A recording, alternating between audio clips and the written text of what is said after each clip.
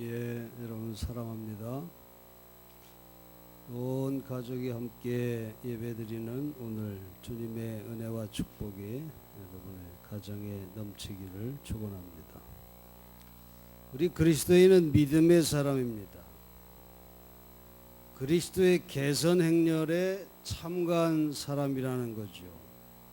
사도 바울은 그리스도의 개선 행렬에 우리를 참가시켜 주시는 하나님께 감사한다고 이기게 하시고 하는 14절의 말씀에서 그렇게 말하고 있습니다. 이것은 물질적인 것이나 의식주에 대한 감사가 아니죠. 정말 감사한 것은 하나님께서 나를 그리스도가 인도하시는 개선 행렬에, 곧 승리자의 행렬에 끼워 주셨다고 하는 사실이 참으로 감사하다는 것입니다. 이기게 하시고, 오늘 본문에 그렇게 나왔는데, 그리스어의 드리암 뷰오라고 하는 이 말입니다. 근데 이 말은 본래 로마의 개선 행렬에서 나온 말이에요. 그래서 표준역에서는 개선 행렬에 참가시켜 주셨다, 이렇게 아주 바르게 바로 번역을 했습니다. 바울은 이 말, 이 드리암 뷰오를 한 번 더 쓰고 있는데, 골로새서 2장 15절에 보면 모든 통치자들과 권력자들의 무장을 해제시키셔서 그들을 그리스도의 개선 행렬의 포로로 내세웠습니다. 그렇게 말했어요. 그러니까 로마의 개선 행렬을 보면은 맨 앞에 포로들이 갑니다. 그리고 노획물들, 이것이 줄을 쪽 위에, 그리고 그 뒤에 개선 장군이 백마를 타고 행진을 합니다. 그리고 그 뒤를 이어서 개선 장병들이 따라서 행진을 합니다. 여러분, 계시록 19장에 보면 백마 탄 개선 장군이 누구시냐? 바로 그리스도입니다. 이 개선 행렬은 그 뒤따르는 장병들이 어떤 장병들이에요? 전쟁에서 목숨 걸고 싸운 군사들 아닙니까? 그들의 그 목숨 걸고 전쟁에 싸운 그들의 모든 노고에 대한 최고의 보상이요, 위로요, 기쁨이요, 자랑이 바로 개선 행렬인 것입니다. 비록 부상당한 장병도 수레에 실려서 이 개선 행렬에 참가하지만은 상처에 대한 보상과 자랑을 그래도 만끽하는 그런 행렬이 바로 이 개선 행렬인 것입니다. 바울은 그리스도를 개선 장군으로 비유하고 그리스도를 따르는 자들을 개선 행렬에 참가한 영광스러운 장병으로 생각하고 있다는 것입니다. 이 개선 행렬이라고 하는 표현에서 사도 바울이 드러내고 싶은 것은 뭘까요? 무엇보다 첫째는 개선 행렬은 이긴 자들의 행렬이라는 것입니다. 여러분, 믿음은 우리를 이기게 하는 것입니다. 우리를 이기게 하는 거예요. 그러므로 신자란, 다시 말해서 승리자를 의미하는 겁니다. 여러분은 승리자입니다. 믿습니까? 믿음이 있는 자는 승리자라는 거예요. 예수께서 내가 세상을 이겨노라 이렇게 선언함으로써 믿는 자들이 예수를 따라 세상의 욕심과 유혹과 환난에서 승리할 것이라고 그렇게 말씀하고 계시는 거예요. 사도 바울도 로마서 8장 37절에 우리를 사랑하여 주시는 분을 힘입어 우리는 모든 일에 이기고도 남습니다, 이렇게 선언합니다. 어떤 악마의 권세도 우리를 예수의 사랑에서 끊을 수 없습니다. 그렇게 선언하잖아요. 여러분, 우리 기독교를 부활의 종교라고 말하는 것은 우리의 믿음이 승리로 이끄는 능력이 되기 때문이라 하는 그런 것입니다. 믿음은 운명이라고 하는 죽음을 이깁니다. 인간의 끝이라고 하는 무덤도 이기는 것입니다. 이 믿음은 원한을 이기고 분노를 이기고 복수를 이기는 것이, 믿음을 흔히 세 개의 V자로 나타내요. 첫째는 비전입니다.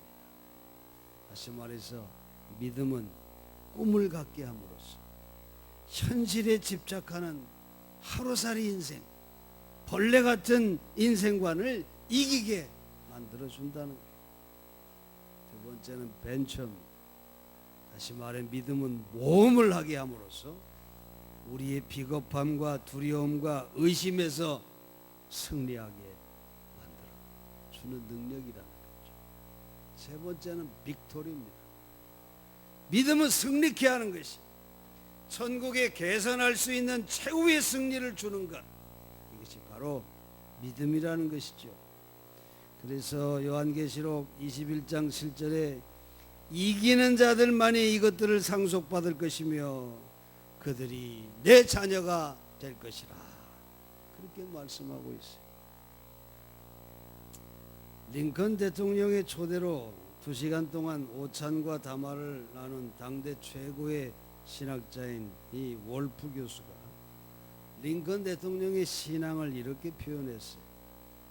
링컨 대통령은 승리의 신앙을 가지고 있었다.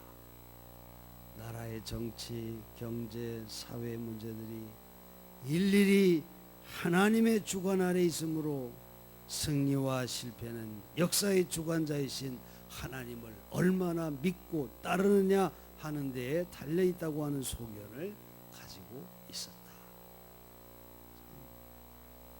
미국에서 제일 존경하는 대통령 링컨이 계속 1위를 차지하고 하나님을 경외하는 그런 신앙의 사람이었어요. 여러분이 승리의 믿음을 모세도 가지고 있었습니다. 시내 광야에서 이스라엘 민족들 애굽에서 나오느라고 허겁지겁 그냥 나온 그런 아무 군사 장비도 없는 이스라엘 백성, 그들이 아멜렉과의 전쟁에서 승리합니다. 그것은 군사력이나 전술의 승리가 아니라 바로 믿음의 승리였음을 성경은 말해주고 있는 거예요. 그래서 모세는 그 전승지를 여호와 니시 이렇게 붙였습니다. 여호와 니시는 주님은 나의 깃발이라고 하는 말 안에요. 군대의 수나 무기나 이것은 아멜렉과 비교도 되지 않는 그런 이스라엘 민족이었지만은 그들이 하나님을 믿고 전쟁할 때 놀라운 승리의 결과를 가져왔다고 하는 것을 성경은 말하고 있습니다. 옛날 용맹의 대명사처럼 불리우던 프랑스의 외인 부대의 표어는 불확실하거든 전진하라, 그런 표현이었다 그래요. 더러 확실치 않는 일이 있어도 가만히 생각만 하고 있을 것이 아니라 전진해 보면 승리할 수 있다고 하는 그런 적극적인 표어를 가지고 있었던 겁니다. 예수님도 우리에게 뭐라 그랬어요? 믿는 자에게는 능치 못함이 없느니라, 그렇게 선언하셨잖아요. 이 말씀의 내용도 믿음이란 불가능을 가능케 하는 힘이고 하나님을 믿을 때 나의 희망이 현실화된다고 하는 그런 말씀이며, 믿음은 불확실한 나의 생각을 확실한 사실로 실현시킨다고 하는 뜻인 것입니다. 그래서 믿음장인 히브리서 11장 1절에 뭐라고 합니까? 믿음은 바라는 것들의 실상이요 보이지 않는 것들의 증거다, 그렇게 말하고 있지 않습니까? 여러분, 예수님께 최고의 칭찬과 최고의 축복을 받은 인물이 누구인지 아십니까? 힌트 몇 개 드린다면 유대인이 아닙니다. 예수의 제자도 아닙니다. 남자도 아니에요. 그는 이름조차 기록되지 않았어. 누구죠? 이렇게 힌트를 줘도 안 나와? 응? 백부장은 이름이 나왔죠? 응?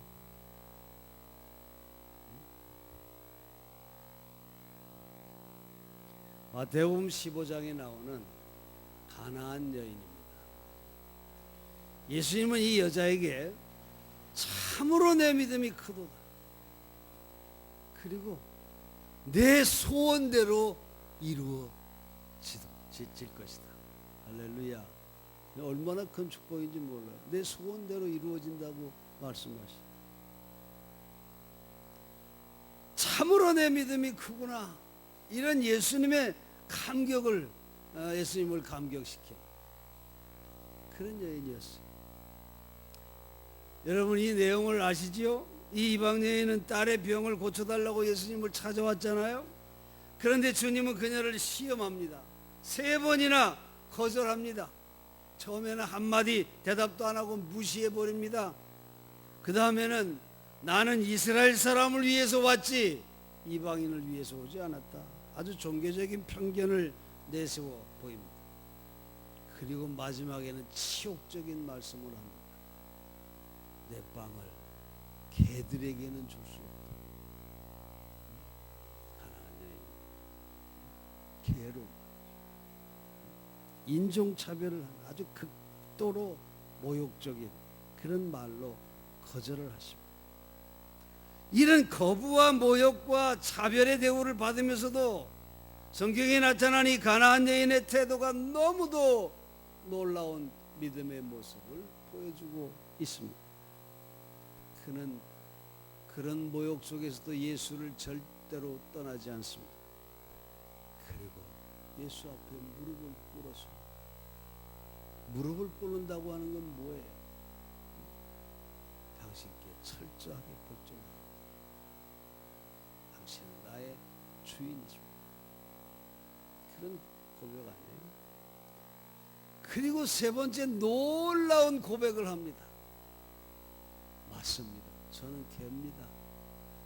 그러나 개들도 주인의 상에서 떨어지는 부스러기를 먹지 않습니다. 그 부스러기만 내게 주십시오.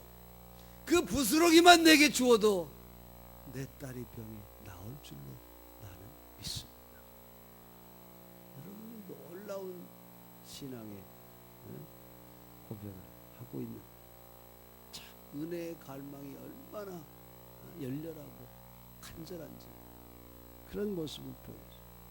이게 끝까지 매달리는 믿음, 무릎을 꿇고 구하는 그런 겸손한 믿음, 욕심을 떠나서 하나님의 지극히 아주 부스러기 같은 작은 은혜만이라도 내게 주신다면 충분합니다 하는 그 단순한 믿음, 이것이 예수님을 감동시킨 거예요. 가나안 여인의 믿음은 이렇게 한결같았고 감정에 좌우치지 않았으며 은혜를 물량적으로 생각하지 않았어요. 그리고 오래 참고 기다리며 겸손을 잃지 않았던 것입니다. 전 주일날 필리핀 선교사 이원식 목사님 모셔서 선교 현황을 들으면서 은혜를 받았습니다. 전주일 예배 후에 아주 저를 감동시킨 교우가 있었어요. 그동안도 저를 감동시킨 일이 참 많았습니다. 자기도 변변한 집 한 채 없으면서 담임 목사 은퇴 후에 집을 있어야 되지 않겠냐 하면서 그 집을 담임 목사 집을 위한 헌금을 계속 드리고 계시는 분입니다. 예배 후에 저를 부르더니 지갑을 꺼내시.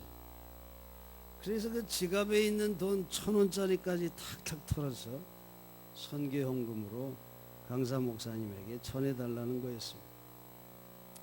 평상시 그렇게 돈도 많이 있는 분이 아닌데 그날따라 지갑에 두툼하게 있더라고요. 돈이. 신사임당이 2분이나 있고 세종대왕님도 여러 분 계시더라고요. 퇴계 이양님도 여러 분 있고. 저는 속으로 그랬어요. 아이 심사임당 두 분이면 충분하다고 그렇게 생각을 했는데 아예 지갑을 다 전부를 봉투에 넣어서 전해달라고 그러더라고요. 저희 교회는 강사님을 이렇게 주일날이나 이렇게 모시면 최대로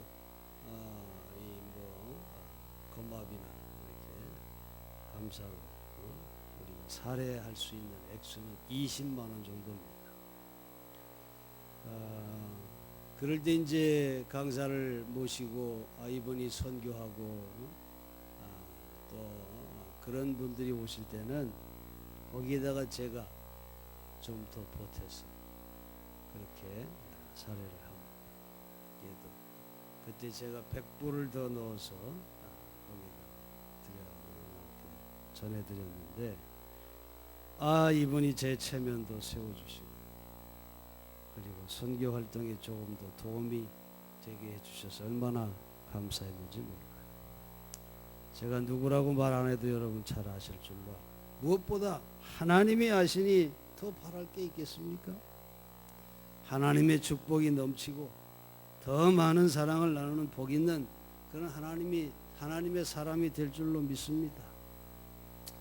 끝으로 이 바울이 말하는 개선 행렬이라고 하는 것은 믿음으로 승리한 자들의 행렬일 뿐만이 아니라 모든 시련을 전쟁을 통해서 얼마나 많은 아픔과 고통과 환난과 시련이 왔겠습니까?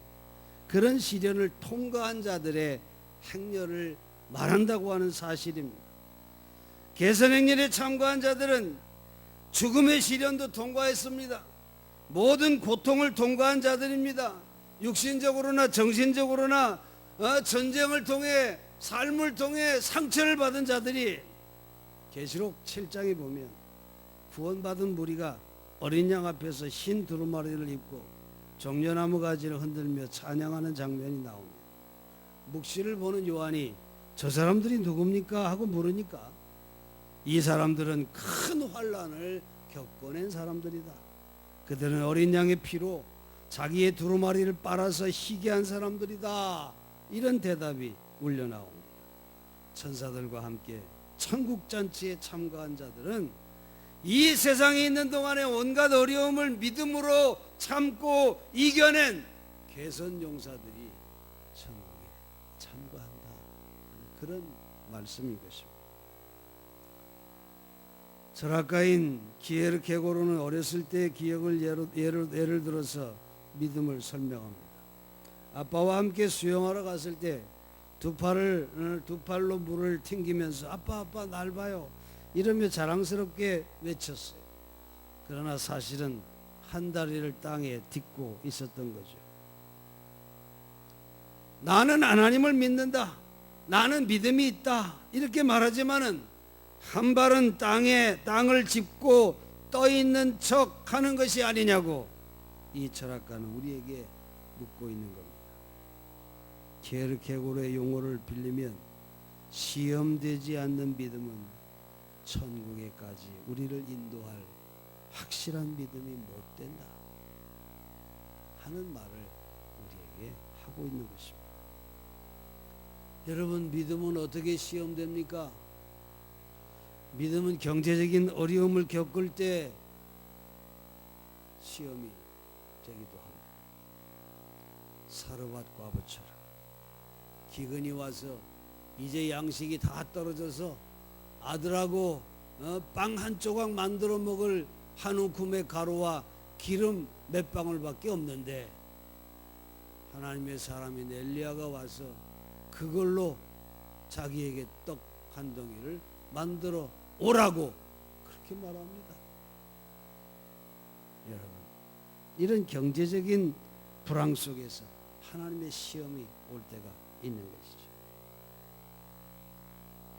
또 믿음은 니고데모나 삭개오가 겪은 것처럼 체면이 시험이 될 수도 있고 주변 눈치 이런 걸 통해서 시험이 되기도 합니다.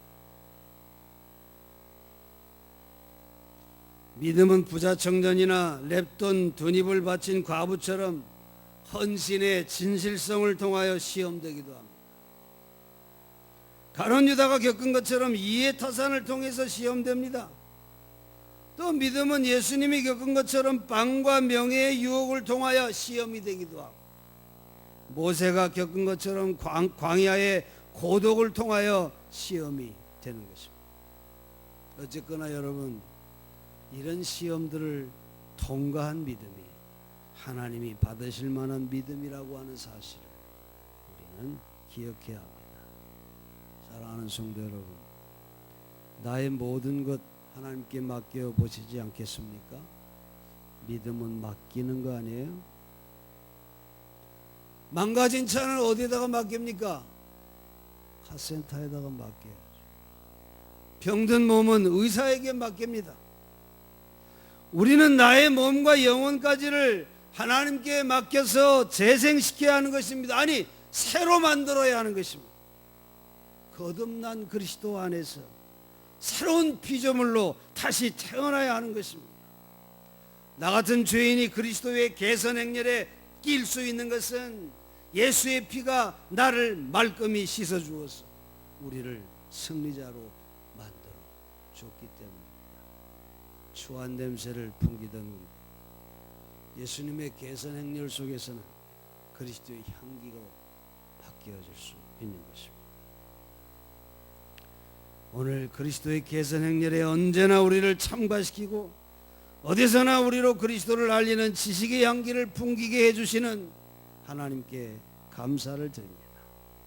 우리는 구원을 얻는 사람에게나 멸망을 당하는 사람에게나 그리스도의 개선 행렬에 참여한 자로서 하나님 앞에 언제나 그리스도의 향기입니다. 여러분은 그리스도의 개선 행렬에 참가한 자임을 잊지 마시고 그 믿음으로 그리스도의 향기를 나타내며 이 땅의 삶, 믿음 가운데 승리하는 삶을 살아가는 여러분 되시기를 주의 이름으로 간절히 축원합니다. 기도하겠습니다.